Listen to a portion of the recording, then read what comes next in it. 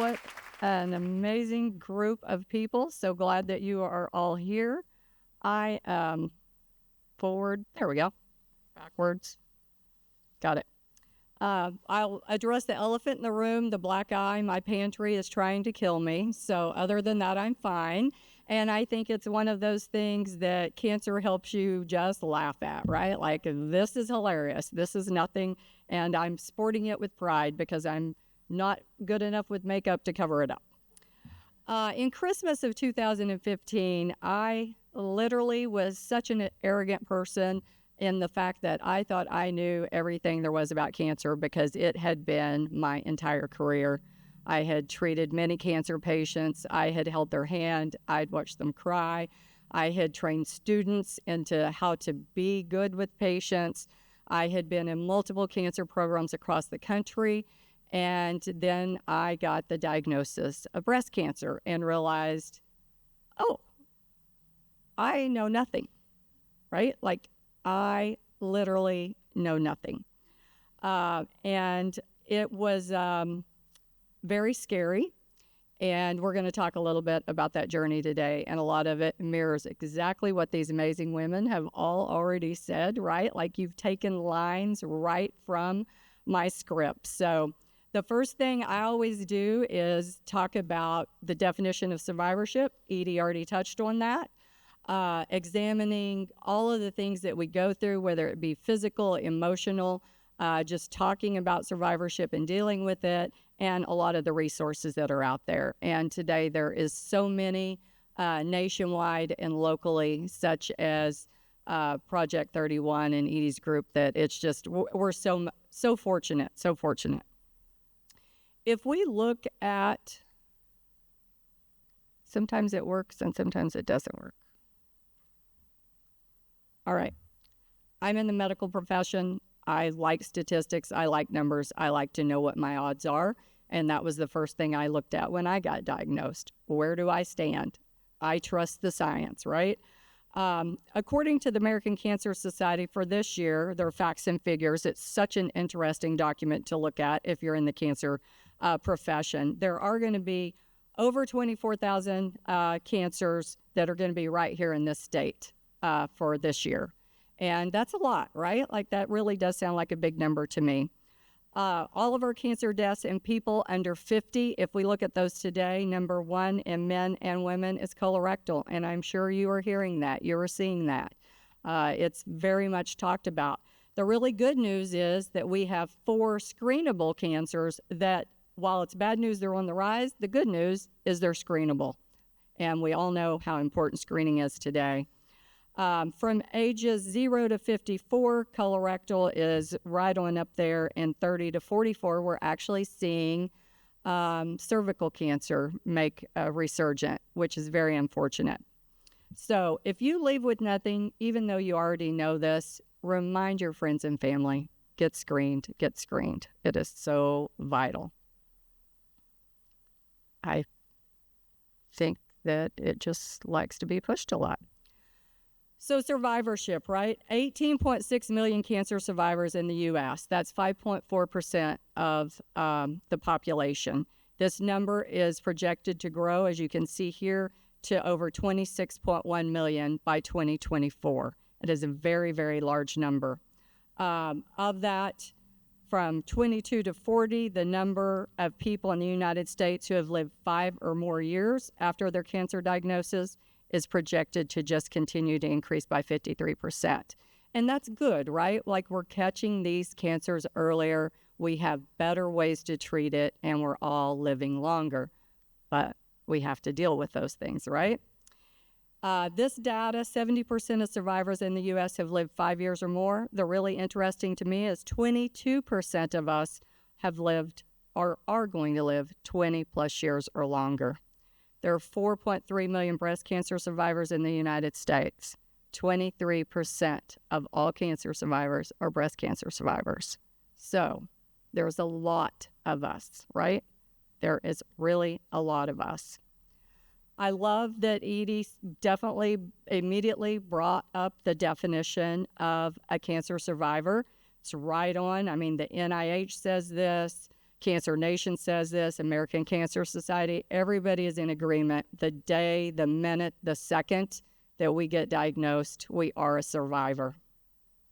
And there are a lot of survivors, including those living with cancer and those of us that are cancer-free, fortunately. By the way, I'm a 10-year triple-negative breast cancer survivor, so very grateful. Every day, every minute, it doesn't go by that I don't realize how lucky I am.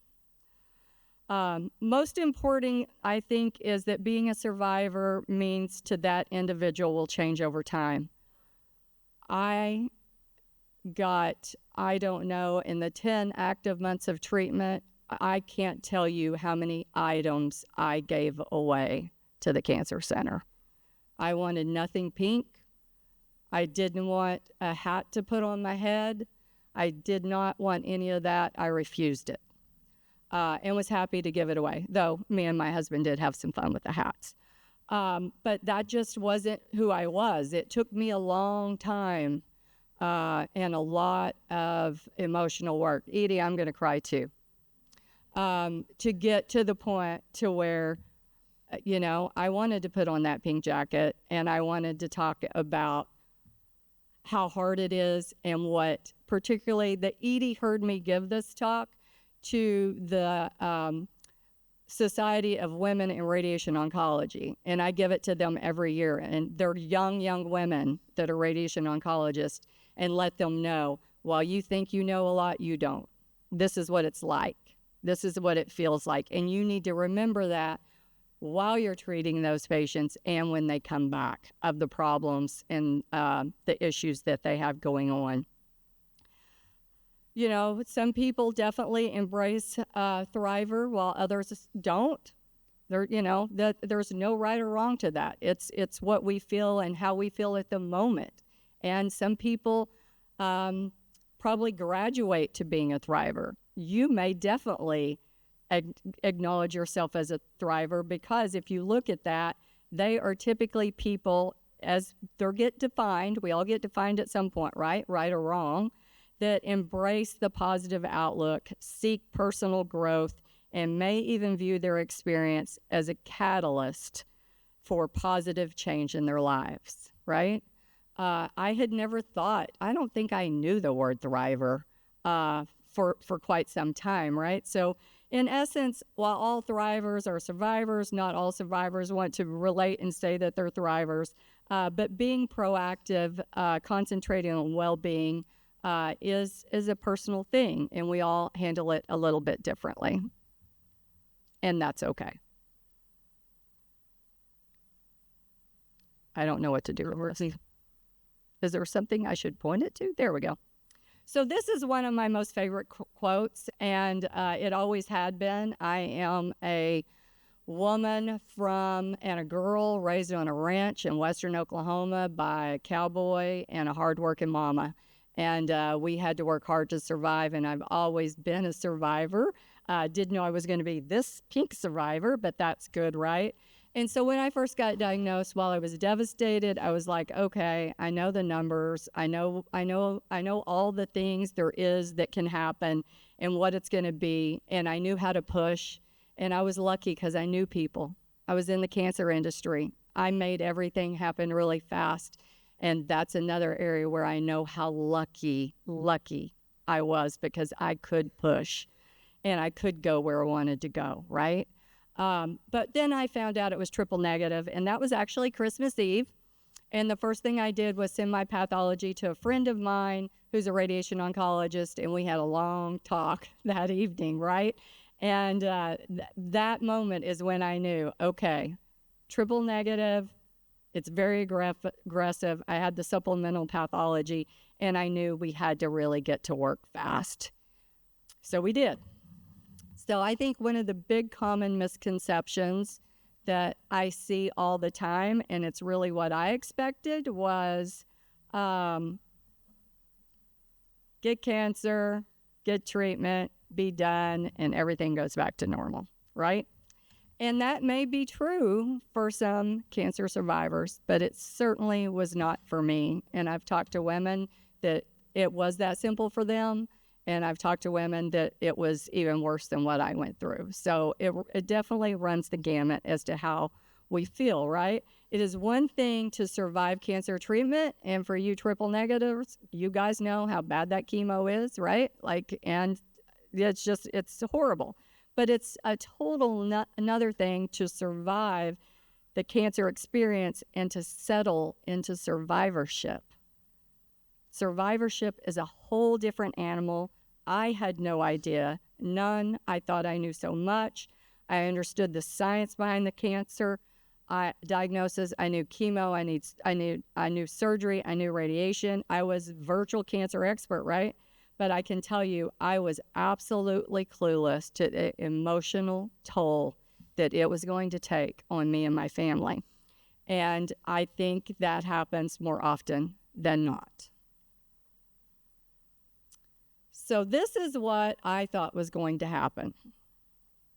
I thought that girl on the left, sitting there with one of her favorite people, who's a radiation oncologist, and that I was going to go through treatment and get right back to that girl.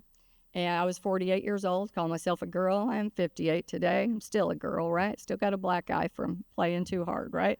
And he told me at that point, he goes, Sally, I know you. I've known you for a long time. This is a marathon. It is not a sprint, and you need to get yourself ready for that.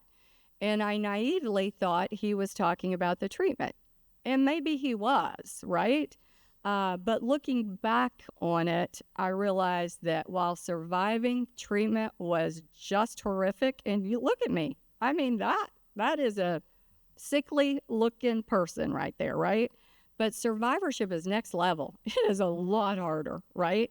And I thought the hard part's over, right? I really was thinking that way. So I thought I was going to go from there to back. And that it was going to be that simple. And interestingly enough, just a few months before my diagnosis, I was reading Cure magazine. I still read it. I love it. I make sure all of the centers I go to get it, right? I think it's a really great magazine. And I was reading an article about a breast cancer survivor who said that finishing treatment was like falling off of a cliff. Every day you're going to treatment, you're trying to keep yourself healthy enough, you're trying to eat enough, you're trying to exercise enough, balance all these things, get to treatment, pay for your treatment, all those things are happening. And I just totally lost my, and then you're done, right? And then you're done. So then what, right? Like suddenly all of that is finished, your support system, if you're not really embedded in a group like this, is gone, and who are you? And that's really where I landed. I did not know who I was or where I was going. And interestingly for me, it was also, I wasn't convinced that I could continue my career. Was I done with cancer, right? Like I was not convinced I could stay and do it. So here's that bell, and I'm sure very, very many of you rang that bell, right? That bell did not get rung. I don't know if you can tell, but I could barely touch it. My husband was like, you got to at least put your hand on it, right? Me and him had sat in that sub-waiting room for 3 weeks, 5 days a week, watching people ring that bell. Old people, young people, people with families crying and hugging and being happy, an elderly man in a wheelchair that literally pulled part of it off the wall because he was screaming and cursing about cancer while he rang that. And then it was my turn. And I wanted to ring that bell, but it was this day that I realized this isn't over. This is not over. And that's really when it hit me, because I think up to then, like I said, you're just so active in treatment, right? I just did not know what was going to happen. So when we look at survivorship challenges, there are many, they're varied, some are very prevalent. One study suggests that between 26 and 53% of cancer survivors either lost their job or quit working over a 72-month period post-diagnosis, and that's from Cancers and Careers. And I was thinking, okay, here I am too, right? 40% suffer from emotional distress, including PTSD, up to 21% of them being diagnosed with PTSD, and 30% living with fatigue for up to 5 years post-cancer treatment. That was me. That was me. It took me a long time for my body to recover from the fatigue. So we have work issues, we have emotional issues, we have physical issues, like everything. Every single thing we know are all part of the survivorship challenge. I really like Cancer and Careers for people that are in the midst of a cancer diagnosis and actively working. It's a great resource for people that need assistance looking for work, resumes, just support around working and having a cancer diagnosis, legal things. As the number of cancer survivors continues to rise, which we just looked at, the need for all of this support for survivorship, especially for during work, is really becoming more and more important. More than 70% of cancer diagnoses are made between adults between the ages of 20 and 74. Those are prime working years. So how do we balance that? Cancer survivors are 1.4 times more likely to be unemployed than people who've never been diagnosed. And we aren't just talking during active treatment, we're talking overall. And I did, and there's discrimination that happens also, right? And that's another thing that Cancers and Careers can help with. And I did quit. I had a partner and a company, and it took cancer for me to figure out what everybody else already knew about that person and had been telling me, and I tolerated. So there are definitely things you're going to give up. Friends, I gave up a career. I was a little interesting, and maybe it was harder because I took a year off of work to try to get my life together, but also to help my dad leave this earth. So every week that I got better, he got worse. And that was probably the hardest, but the most rewarding year of my life, right? So there again, everybody's situation is just so different. The top reasons that people do continue to work, aren't surprising. Financial. I mean, the words financial toxicity were created and put together because of cancer patients. I mean, that's the reality of it. We have to work.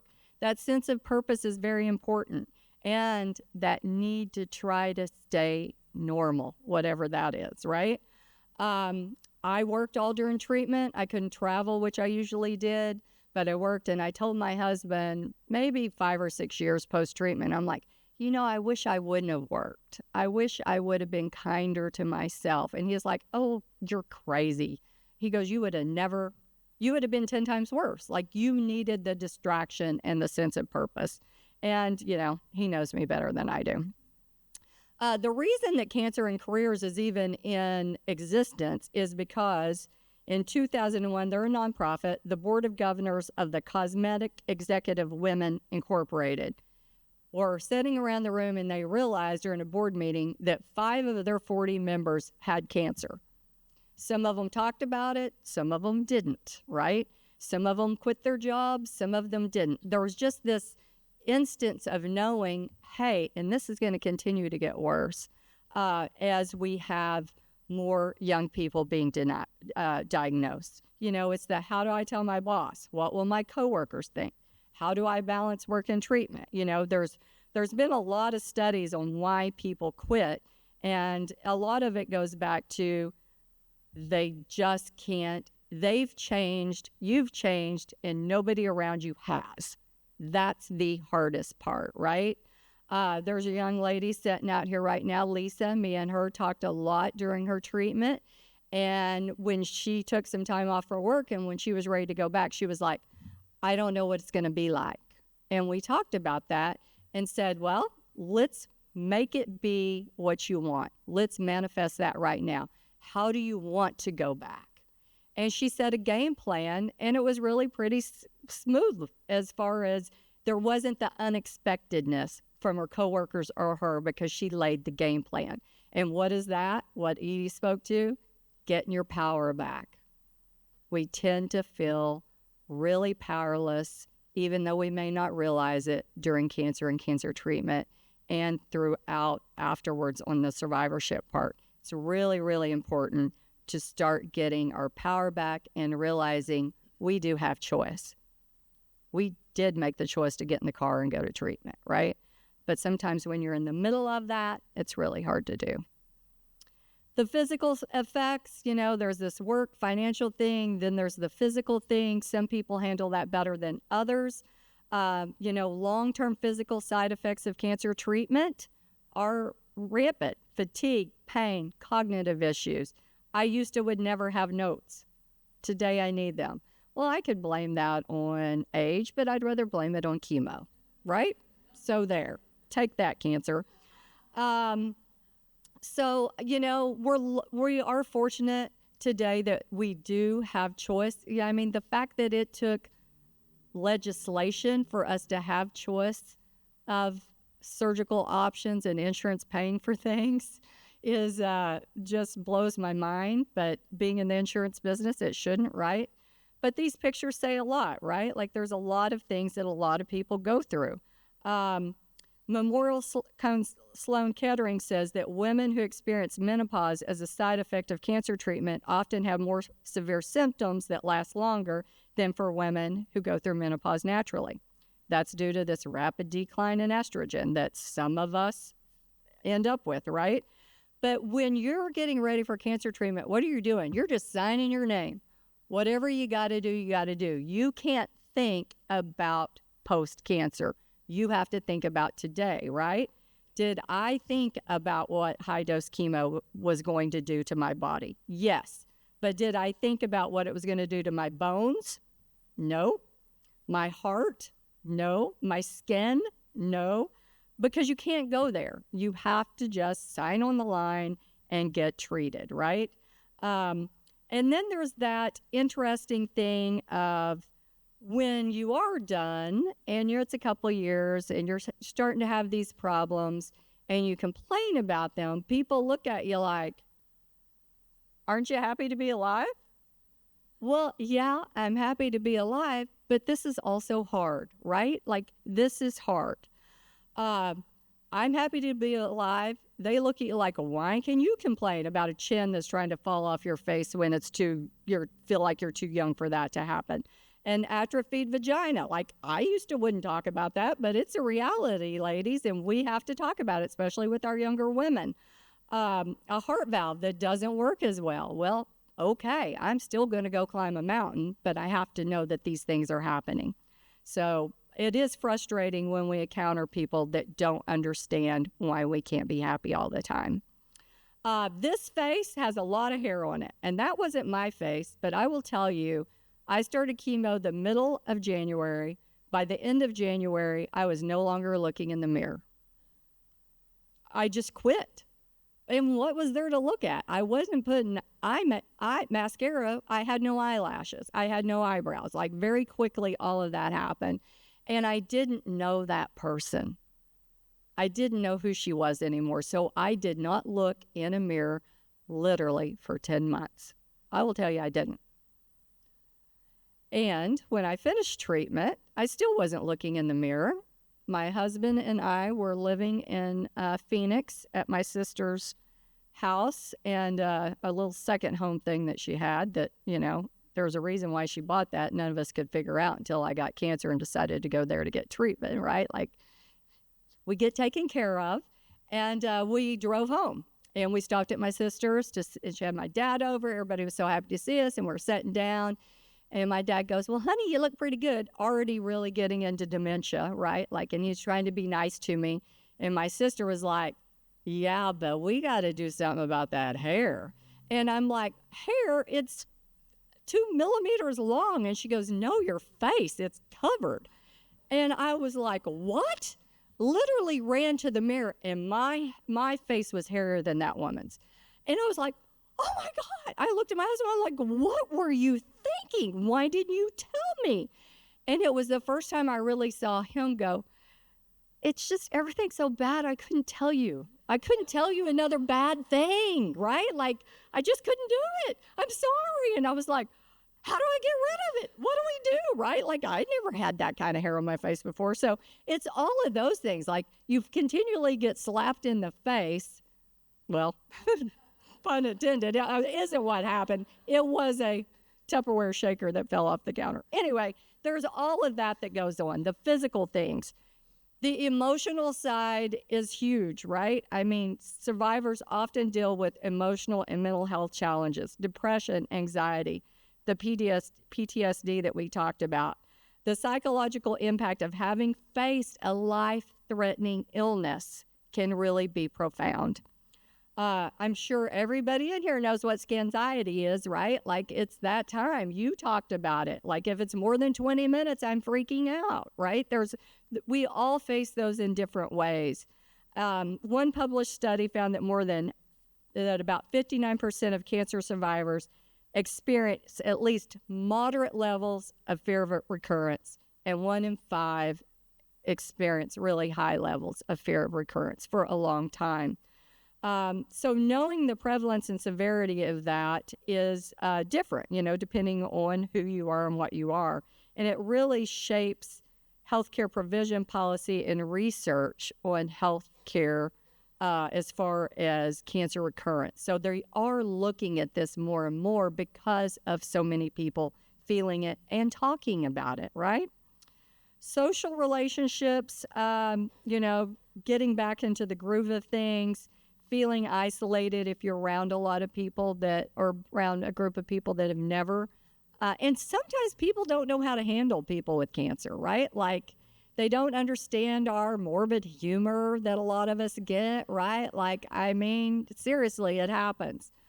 So this really is a process. I love this. In early 2020, I decided to roll in a cancer coaching program, and thinking so I could help other people, but the reality is it helped me, right? Yeah, just like going to support group helps me if I go, when I go. And it's not unusual. This is what we do as cancer survivors. We're in that cancer club that we talked about, not a hot ticket, but it's the one we got. And we tend to group together, and we tend to help others that are going through the same thing.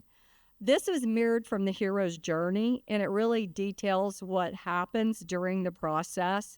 And it's interesting. If you haven't read the hero's journey, you should, because this gives you the idea of, if you know where you're at, it's not as scary. Knowing that you're in this diagnosis phase, knowing that you're in the pit in the middle of treatment, but also knowing there is reemergence of that personal growth that we talked about. I am going to try to not talk too long. I want to talk about this just for a second. The College of Allied Health asked me to give a talk, and I did, and they wanted pictures. And she took all these lovely pictures inside and then made me go outside and pick this one with my eyes all squinting because I couldn't open them. And when I asked her, why did you use that picture? Because you really look strong, like you kicked cancer's butt. And I'm like, yeah, well, thank you, but I don't always feel that way, right? So some of the expectations of the people around us can really impact us, and we have to, tolerate some of that. I struggled for a long time, is the reality. Struggling was a reality. Journaling helped. Anything I could find to help me, I would do. Tons of resources. Have to be careful with resources, right? We have to make sure they're legitimate. And today, less and less of them are legitimate, frankly. But then now people don't know what's legitimate and what's not. So it can get very, very scary out there. I want to play this video, and I'm sure most of you heard it a couple of years ago, but listen to her words. You lead the way. As the summer comes to an end, I cannot tell you what a relief it is to have finally completed my chemotherapy treatment. The last 9 months have been incredibly tough for us as a family. Life as you know it can change in an instant, and we've had to find a way to navigate the stormy waters and road unknown. The cancer journey is complex, scary, and unpredictable for everyone, especially those closest to you.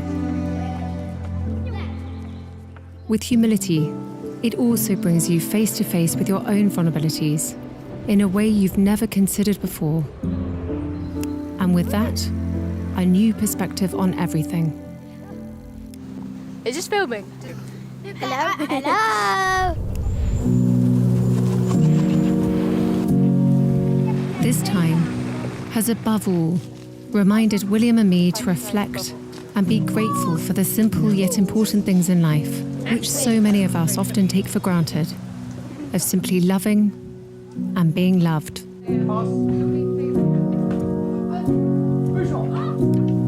Doing what I can to stay cancer-free is now my focus.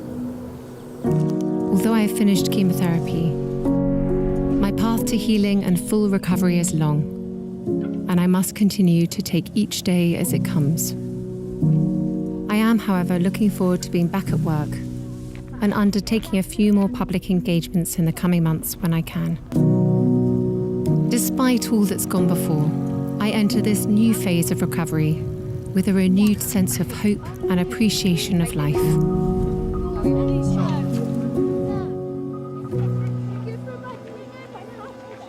William and I are so grateful for the support we've received and have drawn great strength from all those who are helping us at this time. Everyone's kindness, empathy, and compassion has been truly humbling.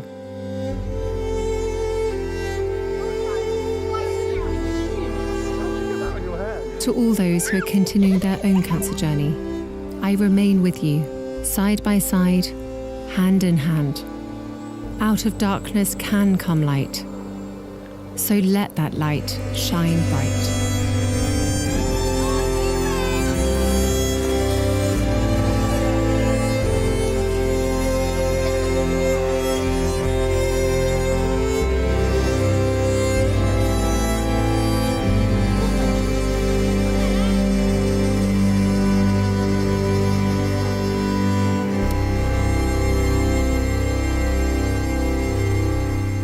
There was a lot of good words in there. Cancer is complex, scary, and unpredictable for everyone. A new perspective about everything. Path to recovery is long, and out of darkness can come light. And that young lady is our cancer patient today, right? With the younger and younger women. The fact that she put that out there, whether you're a lover of the rules or not, only helps the rest of us. And I know our goal is to help all of those that are coming behind us. The more information that people know how hard it is, the better. And I appreciate your time, and keep smiling.